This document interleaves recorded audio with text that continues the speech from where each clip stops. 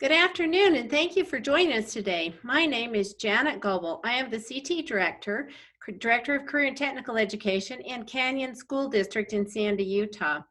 This webinar is part of a series of webinars focused on planning for a COVID-19 impacted school year. And we're looking at the school year through the lens of ACTE's high quality CTE program of study framework. And today we're going to be talking about student assessment. Some of the things we'll be addressing are how do we assess students in environments that are being performed online? How do we support each other in these types of environments? How do we ensure that the security of assessments is appropriate when they're being performed online? Before we start today, I just want to express my appreciation for our teachers, administrators, and counselors and others who are ensuring that we have safe learning environments for our students. And it means all of you who are joining this webinar as well. It's been a stressful time for all of us, and we just want you to know how much we appreciate and thank each one of you for what you're doing every day. Before I announce our panelists and introduce them, a few nuts and bolts before we get started. I'll introduce the panelists in a moment, but I want to make sure that you are up to speed on how to interact with Zoom webinar. One of the features we will be using is the Q&A feature for questions. The microphone, the video, and the chat features for participants have all been disabled. So if you can answer ask your questions in the Q&A box, that would be great. And when we're asking the questions of the panelists, if you've got something to add, please feel free to join in through the Q&A feature here, because we want you as attendees to also share your experiences if you have something to add to what's being said in the panel. So please feel free to do that. If you are experiencing technical challenges, then use the raise your hand option feature in the participant box, and then someone on the ACTE staff will help you with that. Before we get started with our panelists, I would like to introduce and ask Alicia Heislip, who is ACTE's Senior Director of Public Policy, if she'll give us a few remarks about ACTE's high quality CTE program of study framework, which part of this webinar series is built upon. So Alicia, I'll turn the time over to you. Thanks, Janet, and thanks everyone for joining us this afternoon. We hope this webinar and the entire series will be helpful for you as you deal with the multiple challenges that you may be facing as you plan for instruction this summer and the next school year.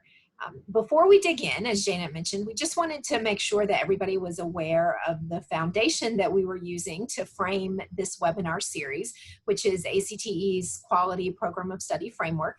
If you haven't seen that before, the slide that's up on the screen right now shows the 13 elements of our framework. We started with 12, and over the past 6 months or so have started adding that 13th element, which is system supports, which really provides the foundation for all of the other things that are happening. But today's webinar is really zeroed in on the third element, which is student assessment. And you can see a link to the entire framework in the Q&A box in case you want to access it. But Brandy, if you go to the next slide, the student assessment element really covers the types and the quality of assessments that can be and should be used in a CTE program of study, including the knowledge and skills that should be assessed, as well as when assessments should be used, and especially focusing on industry recognized certifications.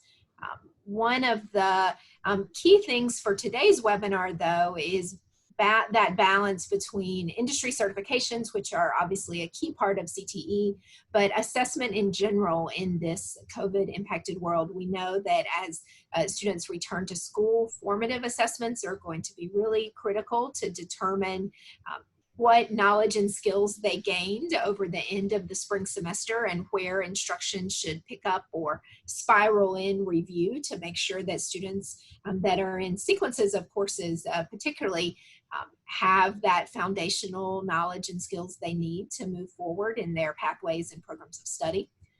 We also know that the validity and reliability of assessments are going to be critical. If you are looking at the framework and that criteria see that assessments are valid, reliable, and developed or chosen in accordance with relevant quality standards. Whether you're looking at online assessments or assessments that are delivered in the classroom, maybe project-based assessments, making sure that those continue to be valid and reliable in this COVID environment is going to be very important. And the use of multiple forms of assessment, particularly when you have students learning online, figuring out how to incorporate performance-based assessment into that remote instruction is going to be a really important part of the fall. So with that, I will turn it back over to Janet and our panelists who are going to dig into some of these issues a bit more. Thank you, Alicia. I appreciate that. And for those of you who are not familiar with ACTE's high quality framework, I'd really suggest that you get on the website, acteonline.org, and take a look at that. They have a lot of resources dealing with how to deal with our COVID environment and how to create that under this high quality framework. Very valuable resources. So now it's my pleasure to introduce our panelists, and I'm going to introduce them, and then if they will each speak to a little bit how they fit into the CTE space, that would be great. Our first panelist is John Foster. He's the president of NOCTI, which is based in Big Rapids, Michigan. John? Hi, and thanks, Janet. You know, before I say anything about myself or the organization, I just want to echo your comments about the value of CTE and CTE programs, particularly in this time when the economy is kind of in a bit of a free fall thanks to the pandemic.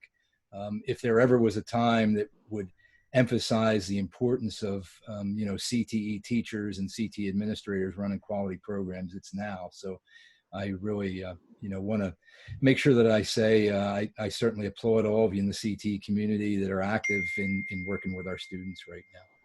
So myself, I've been a CT practitioner for 45 years, pretty darn close to that anyway, and been with NOCTI about 16. For those of you who don't know NOCTI, NOCTI is a credentialing body that offers about 125 of its own credentials at the secondary, community college, incumbent worker, and post-secondary level.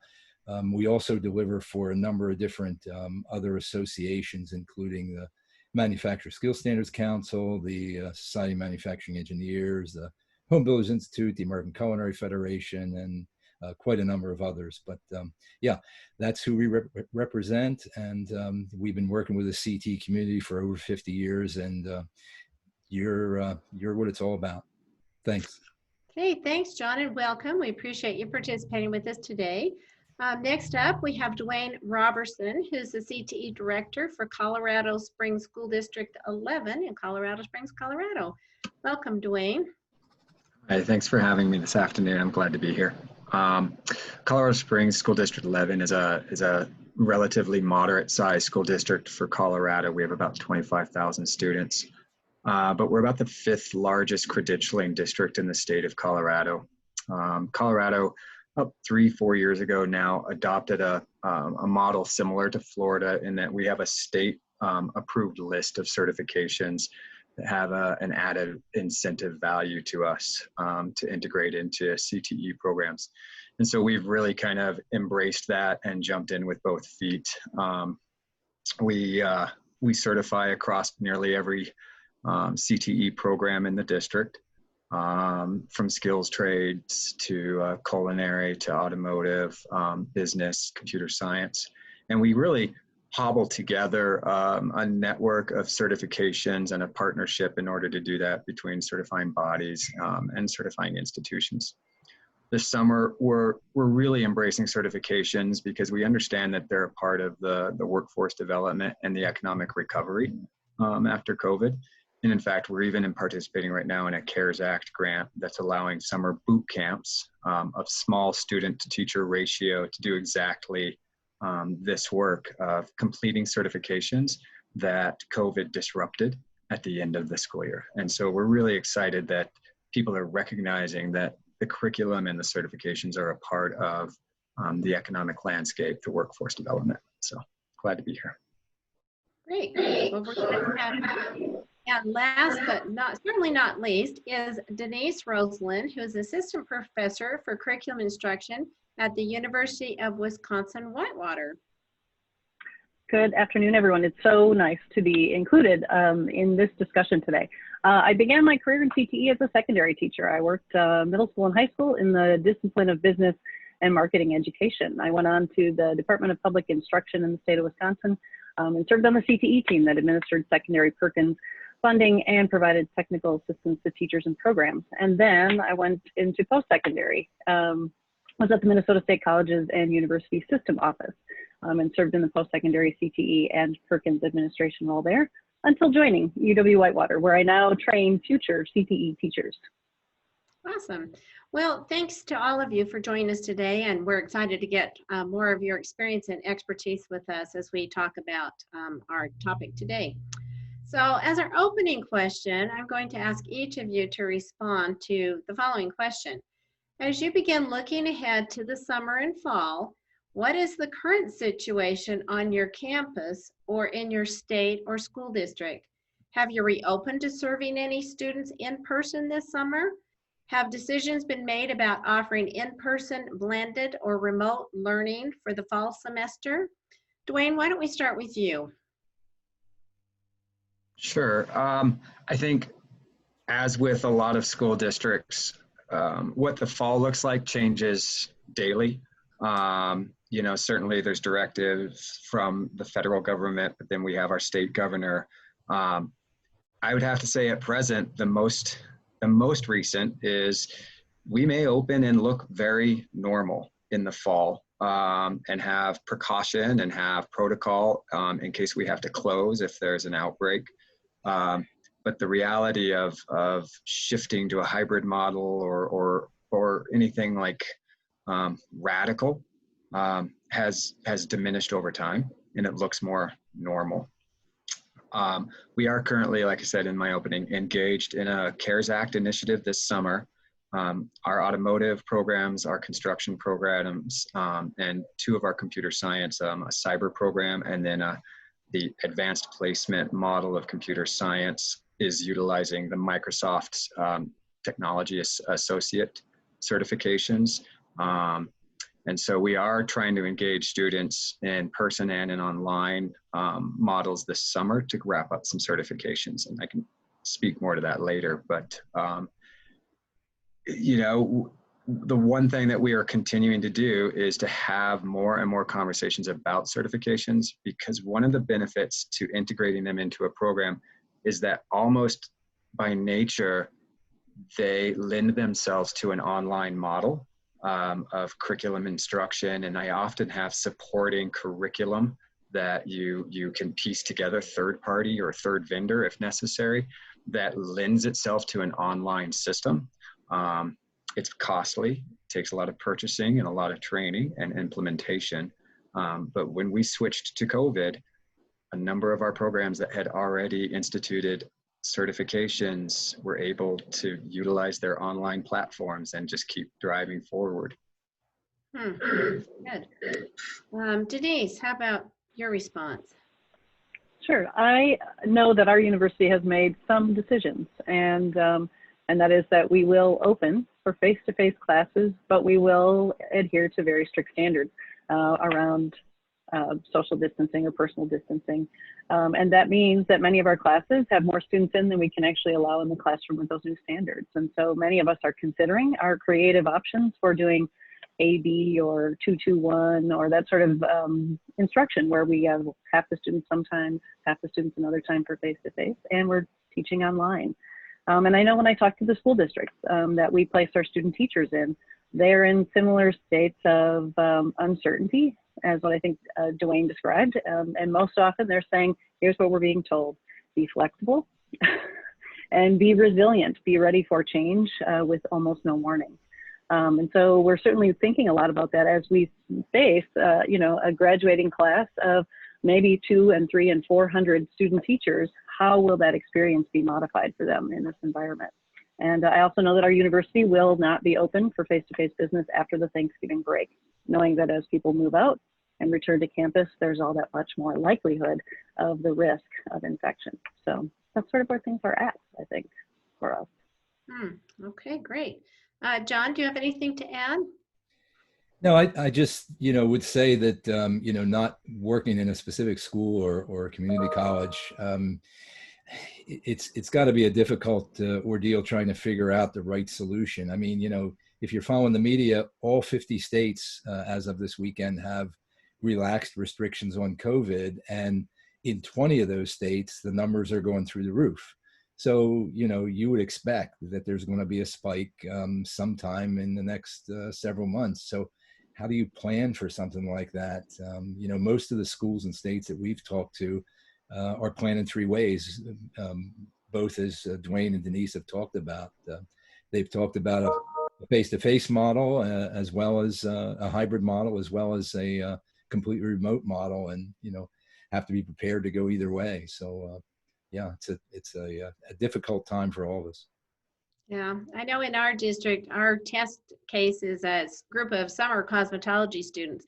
And of course, in that environment, they have very strict standards for the cosmetology industry.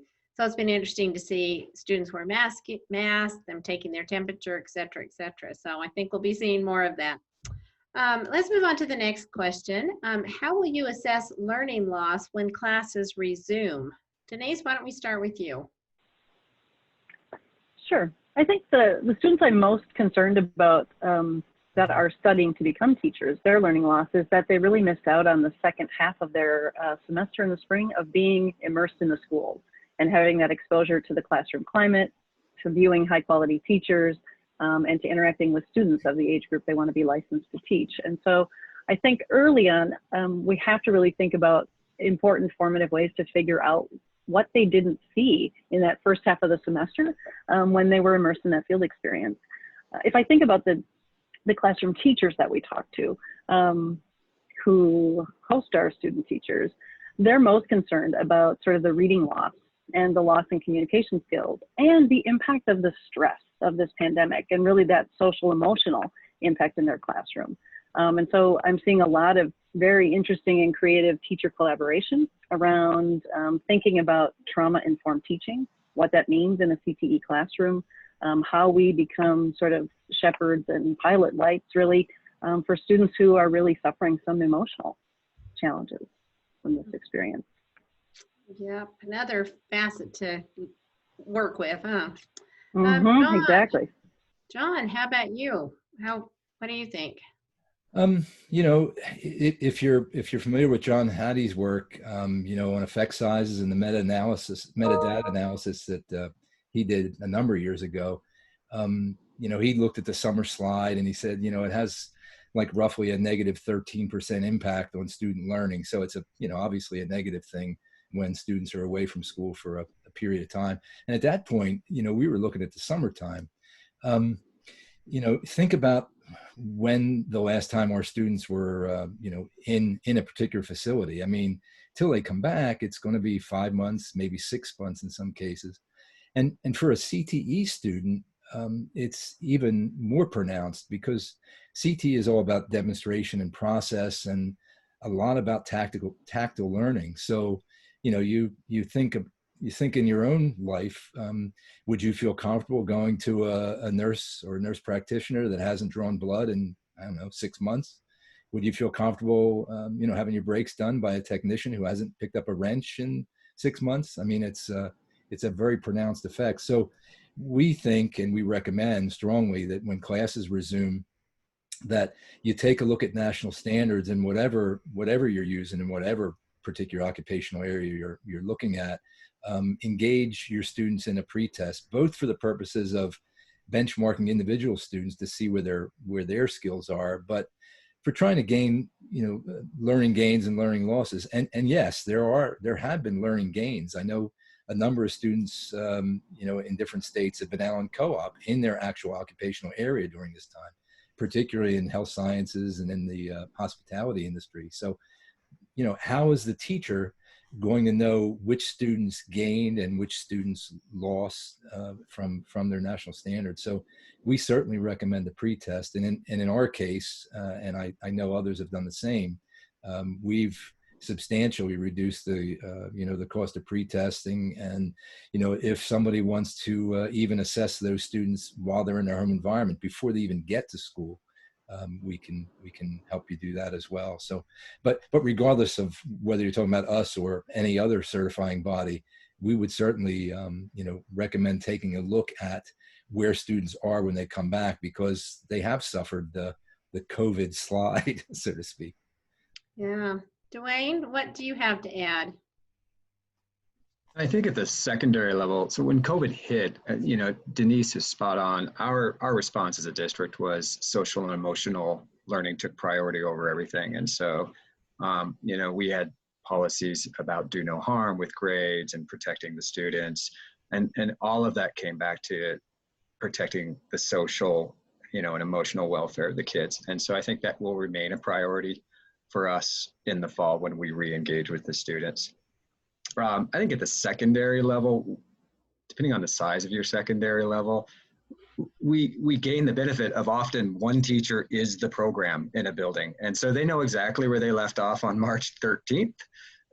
They know exactly where the students were and who engaged in it to what level. And so the handoff or the loss may already be known to the instructors at the secondary level. And we may benefit from that.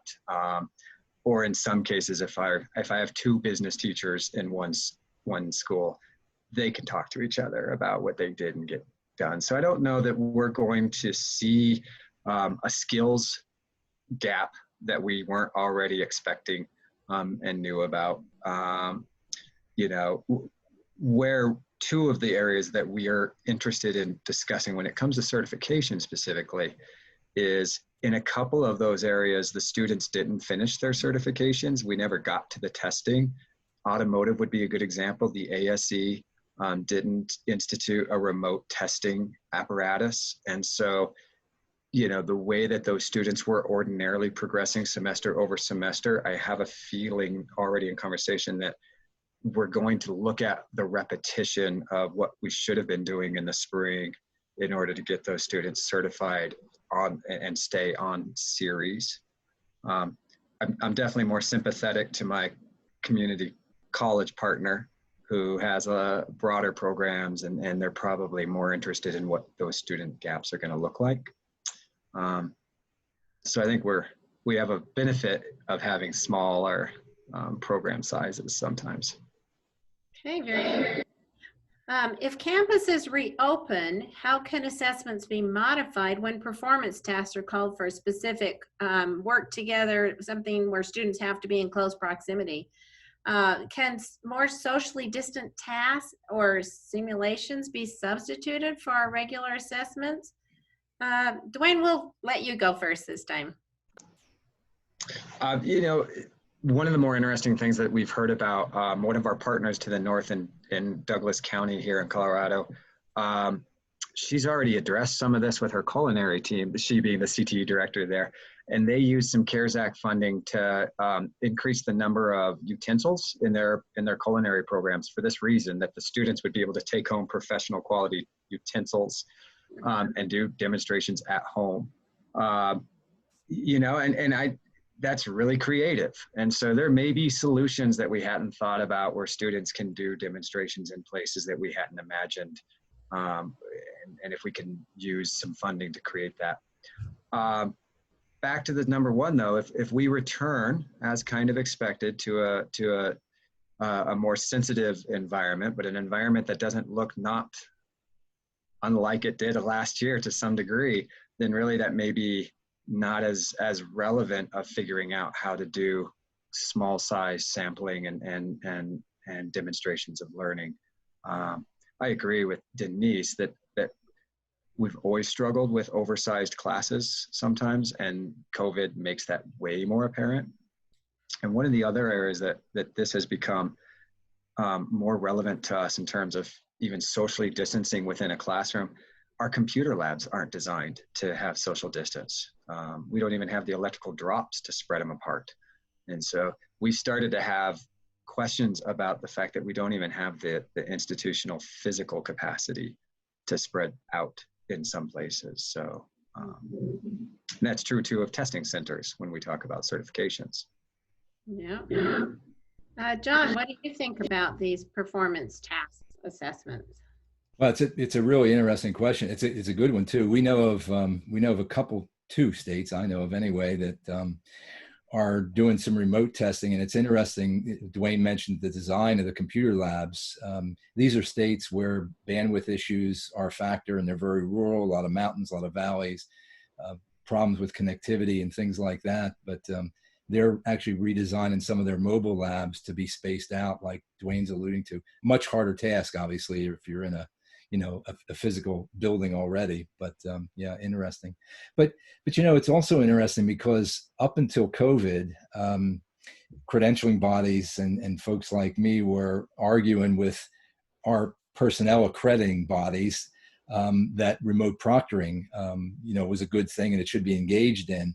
And now, I guess in a way, thanks to COVID, both the Association of Test Publishers and the National College Testing Association have come together and they said, yeah, we wholeheartedly support remote proctoring. And however, we put together guidelines, and those guidelines are that, you only do remote proctoring through a live proctor. You don't use AI, you don't use record and review, you don't use a whole bunch of other things, which probably don't mean a lot to this particular audience, but those kinds of things wouldn't have happened had it not been for COVID. So to the point of the other two speakers, this has pushed innovation in a way, and focused things that we should have been doing. But regarding performance, it's kind of interesting in CTE and in the real world. I can remember back when I was a CT administrator, I was running a school at the time when CDL came into play, commercial driver's licensing, and we used an awful lot of simulations at that point, and that was at a point when computers weren't really in the mix. It was, movies portrayed on the different mirrors that were in the CD simulators.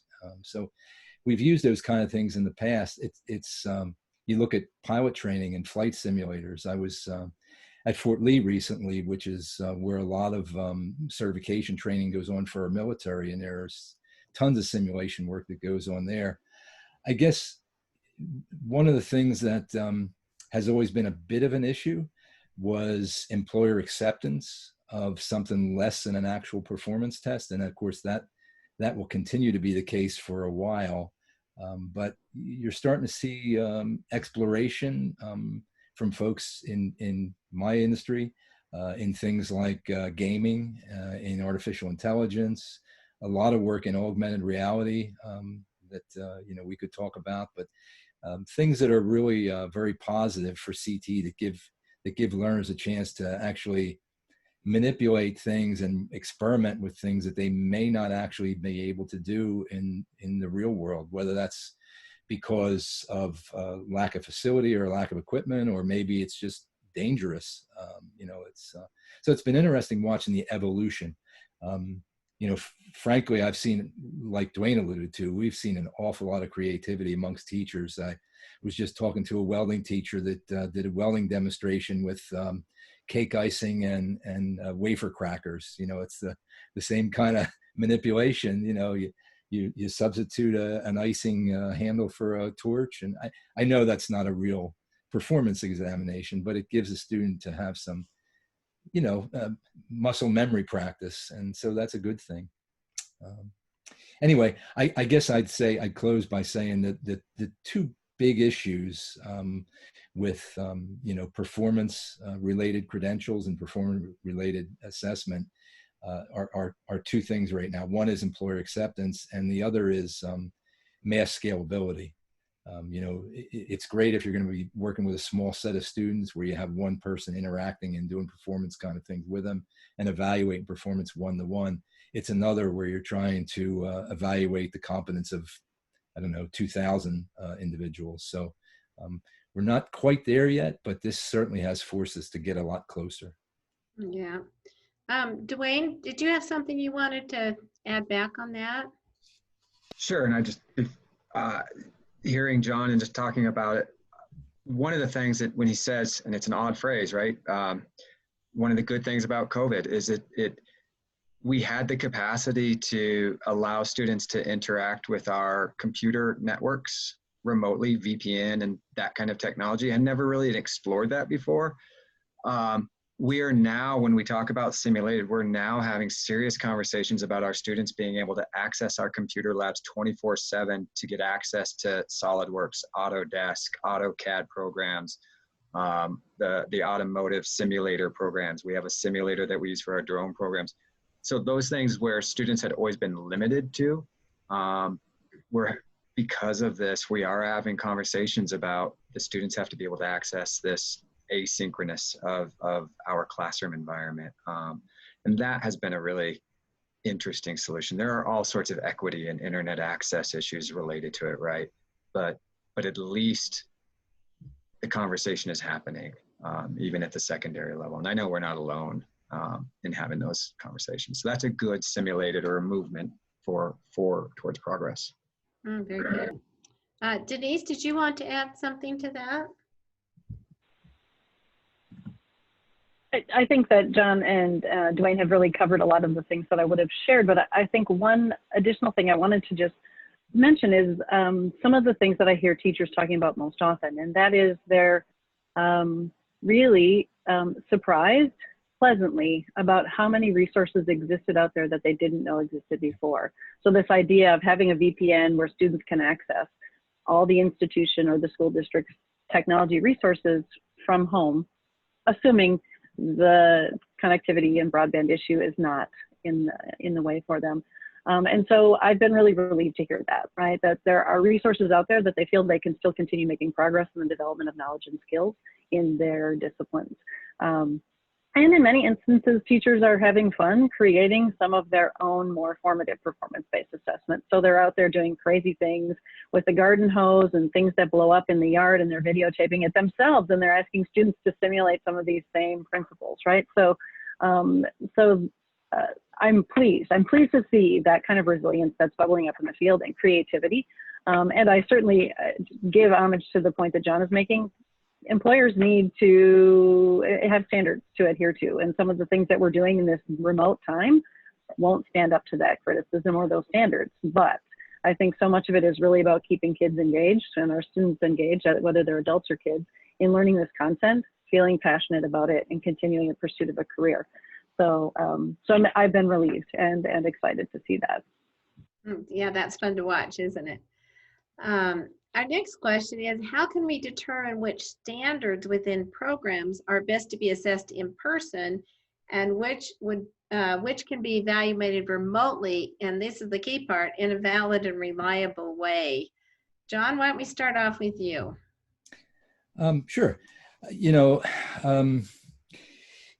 In general, as long as you're following a nationally validated standard of some sort, whatever your occupational area is, and it's been vetted by employers around the country, or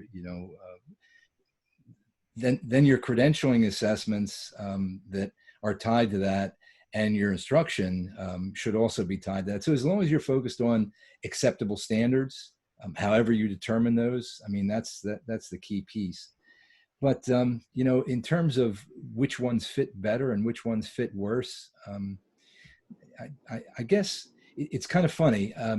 I was on the Cisco NetAcad advisory committee for years, and, was a Cisco instructor and all that. And when they came out with the router simulations, it was a great tool, and they started to use those kinds of things. So I think if you're in a program area that deals with something that's a bit more, deals with concepts that's a bit more abstract, that's one kind of target for remote kind of work. And the other area is kind of the polar opposite. I mentioned my own CDL experience, and the experience I had at Fort Lee with watching tank drivers and Humvees and all kinds of things related to military experience. And I think about pilots and those kind of issues.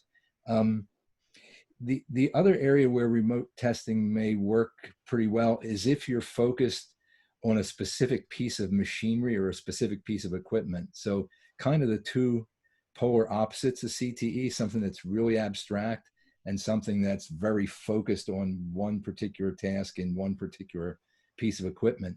I mean, you kind of see it now. I mean, you think about what occupational area has the most simulators. Well, in what I'm seeing, it's welding. And why is that? It's because welding is based basically on one tool and how to use that tool in different positions. So you're really focused on one kind of thing.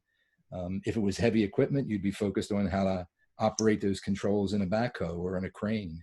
So something very specific works well, and I think something very abstract kind of works well also.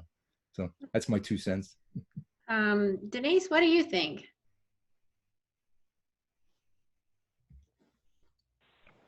Sorry, I'm been talking and I don't unmute. Right. So I think I share one of the points that John made, and that is the first look, the look to the standards in determining your assessment plan is so important. And if they've been developed and vetted through a rigorous process, there's really no mistake in where you start, right, or which standard you start with, unless we're talking about human safety, right? A performance assessment and an assessment that's looking at something related to human safety, to public safety, those kinds of things. Those require probably something different than the types of performance assessments we might be able to do easily at the classroom level or the building level in this sort of social distance time, right? Where that performance is so essential to use the right equipment, the right adherence to safety, that sort of thing. So, but really, the look to the standards and making an assessment plan from there are many forms of performance assessment that can be done really well, whether it's remotely, whether it is through sending kits home. One district that I had a student teacher in still decided they're employing their bus drivers anyway, so they were sending their bus driver out delivering curriculum kits to students for them to be able to do performance tests at home related to the curriculum, because the drivers and the buses existed in the district and it could be done in adherence to social distancing. So the teachers planned standards-based performance activities for students to do, and the district provided as many resources as possible. So I think I'll just leave it with that. Interesting. Okay, Dwayne, what do you think as far as this valid and reliable conversation goes? I think everything that's been said is pretty much spot on. One of the things that we're aware of, we're a district that has adopted an equity board policy. And so it really brings to the forefront every conversation of, is that an equitable solution? And, that may be a challenge when we start looking at some of these solutions. Not every student has a garden or a garden hose. Not every student has the same type of a kitchen appliance, or if they live in an apartment, they may not have access to automotive tools for a demonstration, or construction tools, or things that maybe others take for granted may not always be often. So any solution, I think, just a reminder that, is it an equitable solution? And especially from CTE, where equity is a hallmark, it reminds us that has to be part of our solution. Mm-hmm.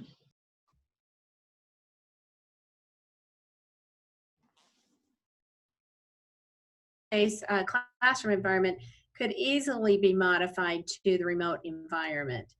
Denise, should we start with you? Sure, absolutely. So I think that there are a number of things to think about assessments that work well in the face-to-face classroom. And that is, of course, we have students do various types of small group tasks. Small group work can be done in an online environment, right? Regardless of what type of system we may have in place, if they have access to an online tool like a learning management system through your school, through Google, various forms, there are ways for small group collaboration to happen and for different types of assessment activities to be done. I think that taking more rigorously developed assessments, that can be done online in many instances. Now, to Dwayne's point, I think it's so important to think about, what about the students who may not have reliable access either because of location, because of economic status of the family, or because there are 3 or 4 school-age people in that building and in that home trying to share devices and access to the internet and whatever, right? Sometimes it's family configuration as well. So being mindful of creating a flexible enough timeline for the completion, and knowing that the district or the the institution can provide the support to give access to that technology, I think it's important to think about how we use online performance assessments or online other types of assessment activities that we normally do face-to-face. Other things that I think I would give up, I think that's a personal choice. But I think we all know things we love to do face-to-face because we get a lot of energy out of them and because it's fun to see the student light bulbs going on, right?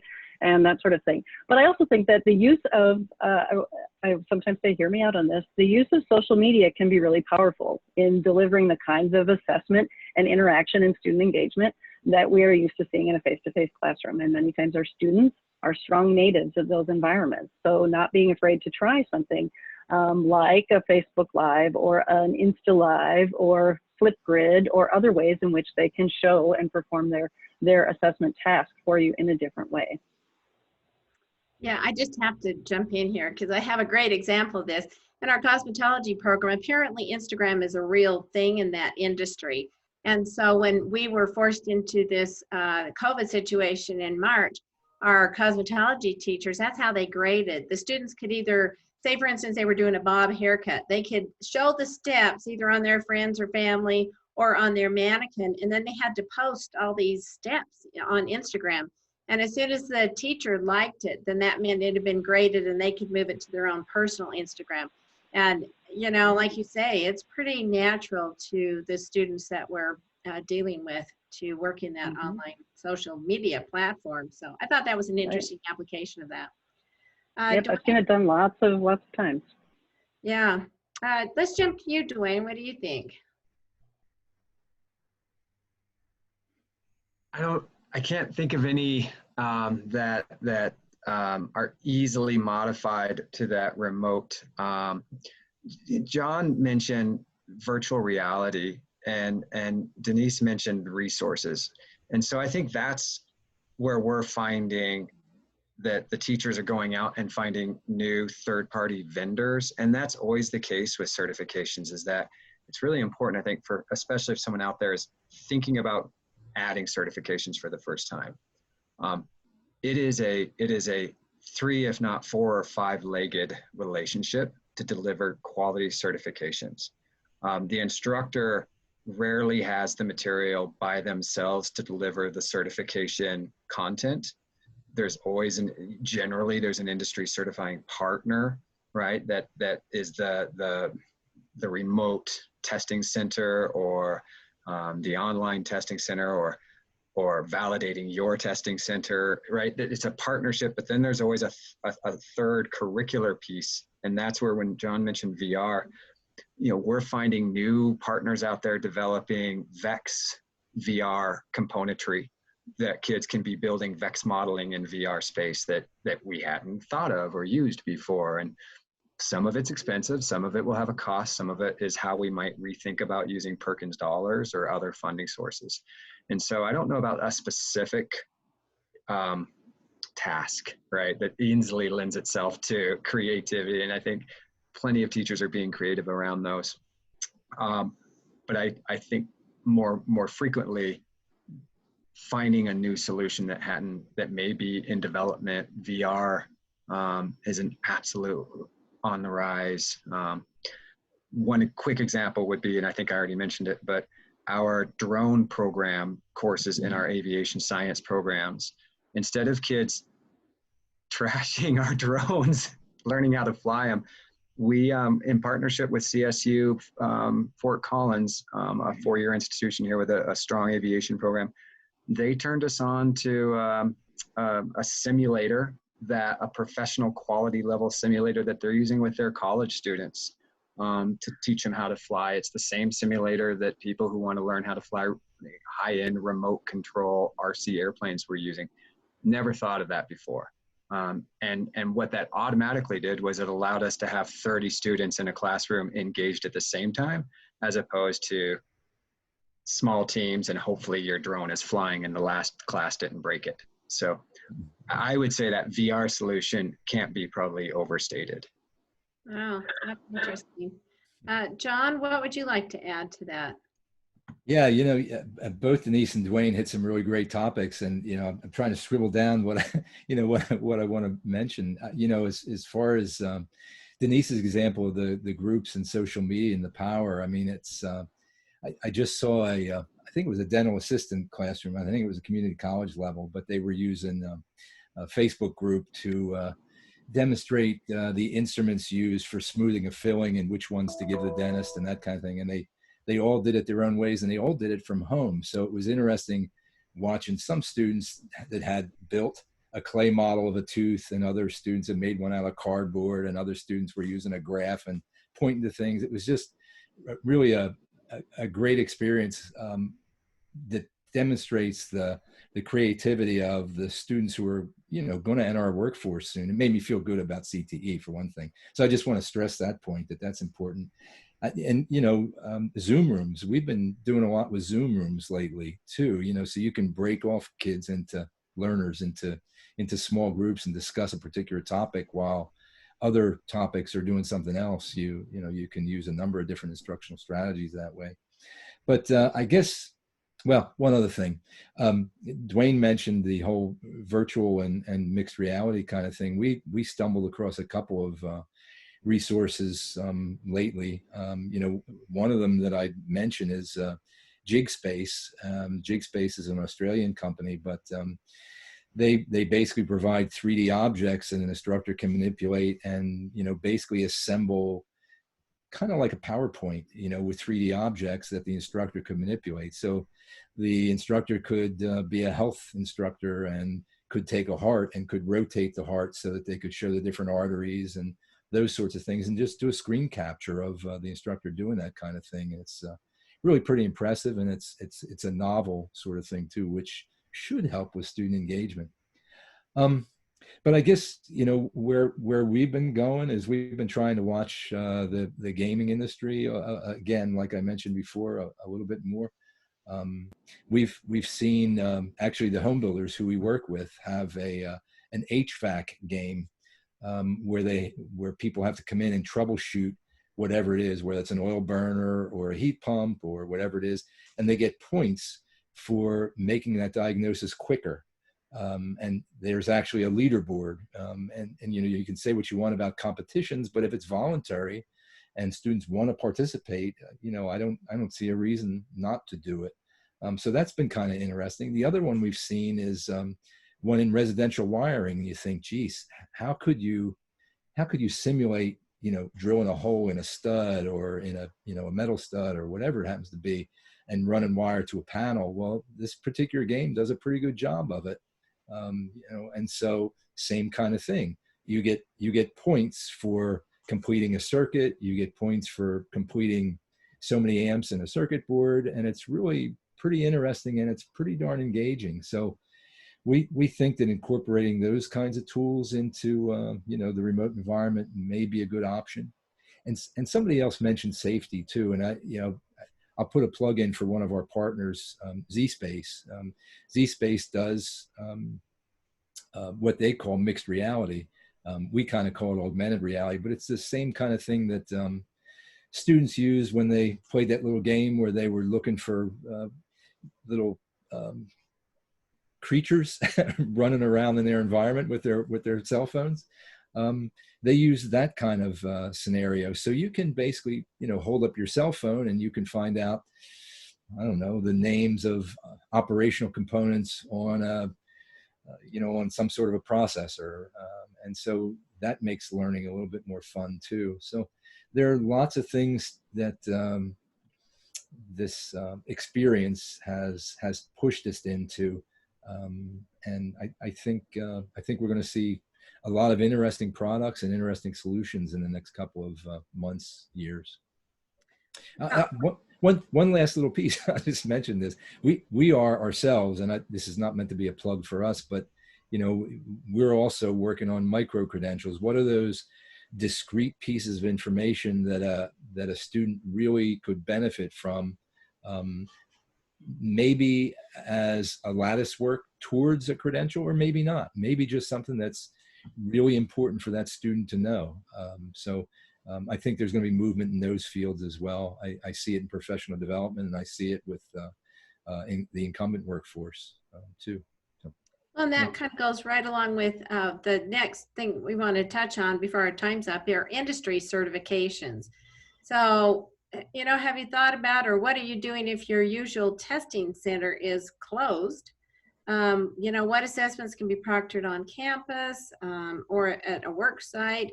What about remote proctoring? How is that looking in your environment? Alternative test sites. What about work-based learning? What about doing some of this at the work site? Let's talk for a minute about industry credentials and what that's looking like in your space. Dwayne, why don't we start with you? So it was really amazing to see in March how fast some of the major industries out there pivoted to support. John and I were talking. I don't use a lot of NOCTI certifications because we didn't start off in the skilled trades. But we have a lot with Certiport, and they immediately shifted within about 9 weeks to offering almost across the spectrum, if not across the spectrum, everything that they were providing in an online proctored environment that John was talking about earlier. It's not a certification, but Adobe, for those who had licenses, allowed students to download the Creative Cloud on a home device, even if all we had was a site license. And so I was really appreciative of the organizations who immediately engaged in that space. What it has meant for us is that, with a few exceptions that didn't go that direction, our students are were able to complete a lot of certifications during the rebalance of the semester. And according to some conversations, it was a successful enough endeavor that may become the norm or an opportunity, an option. And so that was good to see in terms of how many of the certifications that we engage in the breadth of industries. Even though John also mentioned that HBI, the Housing and Home Builders Institute, we use their national curriculum here in the region as a part of our construction programs.